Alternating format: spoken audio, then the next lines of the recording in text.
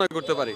আমার কাছে মনে হয় যে উনি মাহাথির মোহাম্মদের মতো আমাদের দেশটাকে গড়ে তুলবে যদি 5 বছর সময় পায়।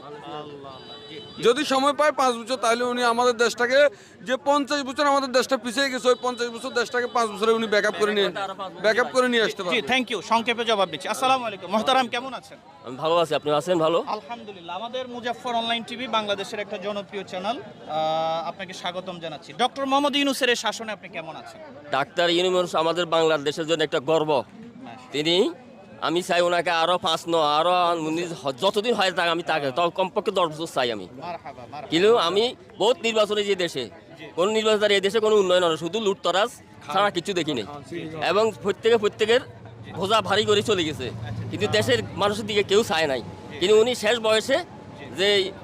বয়সে যে তিনি আমাদের জন্য মানে যে অহংকার নিয়ে আসছে, গর্ব নিয়ে আসছে, দেশকে উন্নয়ন, এটাই আমাদের জন্য অহংকার। আমরা ওনাকে চাই। জি জি জি, এটাই ধন্যবাদ। আমাদের জন্য। এই মাহে রমজানে কেমন ছিলেন? মানে খুব আরামে ছিলাম, এরকম আর জীবনে দেখিনি আমি। আচ্ছা। খুব শান্তি